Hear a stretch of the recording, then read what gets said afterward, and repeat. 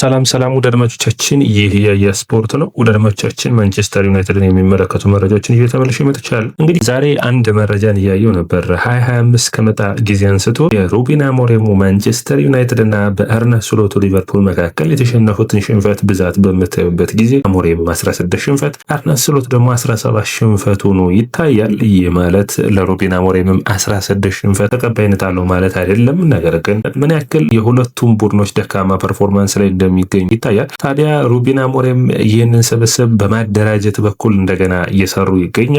አጠናከሩ ላይ እየሰሩ እንደሚገኙ ይታወቃል። ብዙ ተጫዋቾችን አሰናብተዋል። አሁን የስብስቡ ያለፉትን 5 ጨዋታዎች ያለመሸነፍ ብቃቱን ማስቀጠል የሚያስፈልግ ነው የሚሆነው። ምክንያቱም አሁን በእንግሊዝ ፕሪሚየር ሊግ በተለይ ወደታች ያሉትን የደረጃ ሰንጠረዡን በምታዩበት ጊዜ በጣም ተጠጋግቷልና ቀጣዮቹ ወራት ለዩናይትድም ሆነ ለእንግሊዝ ፕሪሚየር ሊግ ወሳኝ ሆነው የሚታዩ ይሆናል። ወደ ደማቻችን እናንተ እንዴት ታዩታላችሁ? ሌላኛው እንግዲህ ከ17 ዓመት በታች ቡድን ሁኔታዎች እየተነሱ ይገኛሉ። ክርስቲያን ኦርዞካ የኮሎምቢያዊው አምበል የኮሎምቢያው ሙሳይስ ካይሴዶ ይሉታል። በጣም አስገራሚ ብቃት ነው። እንግዲህ ዩናይትዶች ይህንን ተጫዋች ማስፈረም የቻሉት በመስከረም ወር ነበር። ታዲያ ይህ ተጫዋች አሁን ድንቅ ብቃቱን እያሳየ ይገኛል። ከኖርዝ ኮሪያ ጋር በተደረገው ጨዋታ ላይ አንድ ቁልፍ ኳስ አቃብሎ 47 ኳሶች 39 በጥንቃቄ ወይም በትክክል አቃብሏል። ረጃጅም ኳሶች የተሳኩ ነበሩ። ታዲያ ብዙ ሰዎች እንደሚሉት በዚህ ጨዋታ ላይ በዚህ ውድድር ላይ ታያችሁ በጣም አስደናቂው ነገር የኦርዞካ አስደናቂ ብቃት ነው። በውድድሩ ላይ ያለው ምርጡ ተጫዋች ነው ሁሉ የሚሉ ብዙ አስተያየቶች እየታዩበት ይገኛሉ። በጨዋታው ላይ በተለይ በዲፌንሲቭ ሚድፊልደርነት የካይሴዶን ሚና የሚመስል ፈጣን የሆነ ኳሶችን ማስጣል የሚችል በጣም አግሬሲቭ የሆነ ተጫዋች ነው። ታዲያ ዩናይትድ በካይሴዶን የዛሬ 2 እና 3 ዓመታት ላይ የሰሩትን ስህተት አሁን በኦርዞካ እየካሱ ያሉ ይመስላል። በ2 ኳሶችን አቋርጦ ከዛዎች 6 ኳሶችን መልሶ መቀማት ችሏል። ከዛዎች ደግሞ የስነ ምግባር ሁኔታው ቡድኑን በኃላፊነት የሚመራበት መንገድ በጣም ተደናቂ ያደርገዋል ይህ ተጫዋች። ሌላኛው መነሳት የሚጠበቅበት የኮነር ጋላገር ጉዳይ ነው። ዩናይትዶች በጥር 1 የአማካይ መስመር ተጫዋች ማስፈረም ይፈልጋሉ። ምክንያቱም ዩናይትዶች ባለፈው በክረምቱ የዝውውር መጨረሻዎች ወቅት አንድ ያደረጉት ሁኔታ ነበር። አንድ አማካኝ የማስፈረም ፍላጎት ነበራቸው። ታዲያ ይህ የአማካይ ተጫዋች ማን ነው ተብሎ በሚታይበት ሁኔታ ላይ ኮነር ጋላገር ለማስፈረም ሞክረው ነበር፣ አልሆነም። ታዲያ በመጨረሻ የተሻለ ተጫዋች ነው ብሎ ያሰቡት እንግዲህ ሌሎች የአማካይ መስመር ተጫዋቾችን እንደ ቫሊባ አይነት ተጫዋቾችን እንጂ ኮነር ጋላገርን በቋሚነት ማስፈረም አይፈልጉም ነበር። አሁን ግን በጥሩ ሁኔታ መነሳት የሚጠበቅበት እንግዲህ አትሌቲኮ ማድሪዶችም ይህንን ተጫዋች በውሰት የሚለቁበት መንገድ ሊኖር እንደሚችል መረጃዎች ያሳያሉ። ዩናይትድ ይህንን ተጫዋች ማስፈረም በውሰት ለክረምቱ 2 የአማካይ መስመር ተጫዋቾችን ማስፈረም ስለሚያቀድ ለጊዜው መፍትሄ የሚሰጠው እንግዲህ ሌላኛው ተጫዋች አንጀሎ ስቲላ ነው። ባለፈው እንዳወራ ነው ዩናይትድ አሁንም ንግግርን ከተጫዋቹ ጋር አድርጓል። በጥር ተጫዋቹን ይለቁታል ወይ? ስቱትጋርት ግን ትልቅ ሂደት ነው። ታዲያ በጥር ፋብሪዚዮ ሮማኖም እንደዘገበው ከሆነ ትክክለኛ የምትለውን ተጫዋች ለማግኘት ጊዜ ያስፈልጋል። ታዲያ ያንን ድርድር አድርገ በጥር 1 ተጫዋችና 2 ተጫዋችን ባንዴ ለማስፈረም የሚያስቸግር ይሆናል። ዩናይትድ ግን በጥር 1 የአማካይ ተጫዋች እንደሚያስፈርም ፋብሪዚዮ ሮማኖ አስረድቷል። ታዲያ የዩናይትድ የክረምቱ ትልቁ የዝውውር ዕቅድ የሚሆነው ግን ኤሊዮት አንደርሰን ነው። በእንግሊዝ ፕሪሚየር ሊግ ከአማካይ ተጫዋቾች ብዙ ኳስ የነካው 1037 በመንካት በጣም በአስደማሚ ሁኔታ የሚገኘው አሁን ኤሊዮት አንደርሰን ነው። ብዙ ፓሶች የተሳኩ በማቃበል 682 የተቃራኒ ሳጥኑ ቦክስ ውስጥ በመንካት 127 ብዙ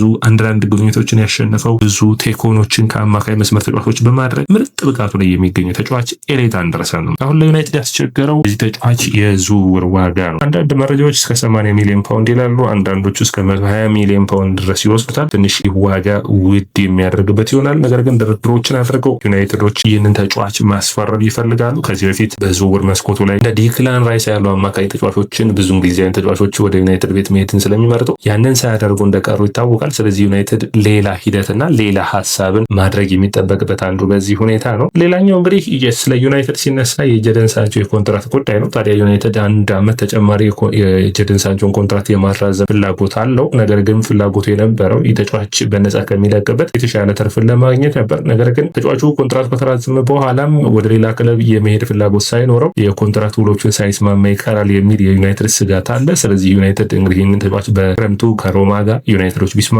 ተጫዋቹ ግን የመሄድ ፍላጎት አልነበረውም ወይም በደሞዙ ጉዳይ ላይ አሳሳቢ ነበር። ታዲያ ዩናይትድ ይህንን ተጨማሪ 1 ዓመት የኮንትራት ማደሻ ወይም የኮንትራት ማራዘሚያ ላለመጠቀም አሁን እየወሰኑ ይመስላል። ቤንጃሚን ሴስኮን በሚመለከት እንግዲህ ከሀገሩ ስሎቫኒያ ሀገራት ውድድር ወይም ደግሞ ኢንተርናሽናል ብሬኩ ላይ ይህ ተጫዋች እንግዲህ ለሀገራት ጨዋታ አልሄደም፣ ጉዳት እንዳጋጠሙ ይታወቃል። ታዲያ ይህንን ጉዳት ተከትሎ ቤንጃሚን ሴስኮን የሚሆነውን ወይም ደግሞ የታሰበለትን ሁኔታ በሚረዳት ጉዳቱ አሳሳቢ እንዳልሆነ ለዩናይትድ የተሻለ ሁኔታና አሳስ አስፈላጊ ተጫዋች እንደሆነ ይታሰባል። ታዲያ ዩናይትድ ይህንን ተከትሎ ቤንጃሚን ሴስኮ ለጊዜውም ቢሆን የሚተካው በቦታው ያለው ተጫዋች ነው ብሎ ያሰቡትን ተጫዋች ፍላጎት ላይ እያሰቡ ነበሩ።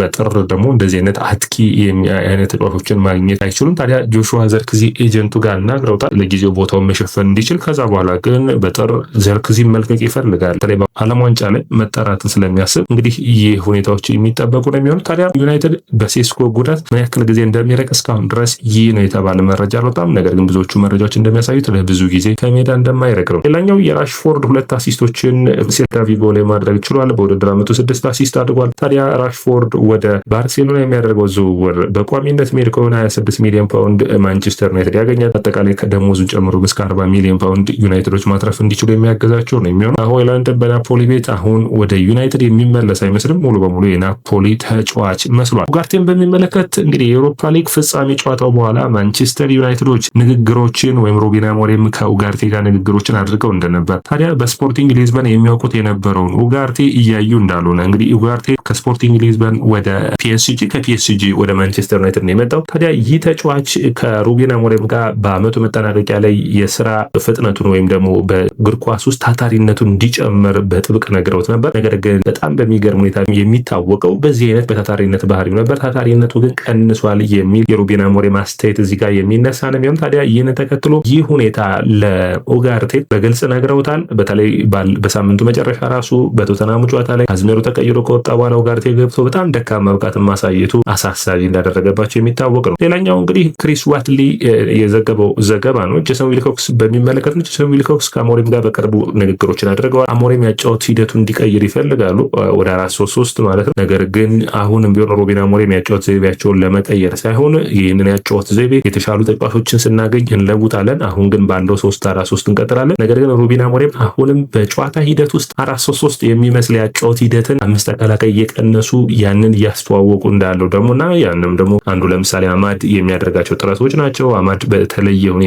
ያን ሀፍ ስፔሱን ይዞ ስለሚጫወት ጥሩ ብቃቱን እያሳየ ይገኛል። ታዲያ ይህንን ውጤታማነት ለዩናይትድ ማስቀጠል ሌላኛው የሚታሰብ ሁኔታ ነው የሚሆነው። ዩናይትድ ሌላኛው መረጃ የሚሆነው የብሪያን ምቤሞና የማቲያስ ኩኛ የቤንጃሚን ሴስኮን አይነት እገዛን እያደረጉ አይደሉም የሚል ነው። እንግዲህ ዩናይትድ ያጫወት ዘይቤያቸው ላይ ኩኛንና እንዲሁም ደግሞ ብሪያን ምቤሞን ለማገዝ ጥረቶችን ሲያደርጉ በግልጽ ይታያል። ታዲያ ይህ ጥረታቸው ውጤታማ ሆኖ በተለይ ብሪያን ምቤሞ ከብሩኖ ፈርናንዴዝ ጋር፣ ማቲያስ ኩኛ ከብሩኖ ፈርናንዴዝ ጋር ጥሩ ጥምረቶች አላቸው። ነገር ግን ሴስኮ ይህንን አይነት እገዛን እንዲሁም ደግሞ ዩናይትድ በአጥቂ የሚጫወት ቡድን እየመሰለ አይደለም። ታዲያ እዚህ ላይ ሌሎች ሁኔታዎችም የሚያስፈልጉ ይመስላል። ታዲያ ማንቸስተር ዩናይትዶች እዚህ ላይ ጠንክረው እንደሚሰሩ የሚጠበቅ ነው የሚሆነው። ሌላኛው እንግዲህ መነሳት የሚጠበቅበት ነጥብ የማነሳው የሼፊልድ ዌድነስዴይ አሰልጣኝ ፔደርሰን ስለ ሃሪ አማስ ተናግረዋል። ሃሪ አማስ በውሰት በጣም ምርጥ ብቃቱን እያሳየ ይገኛል።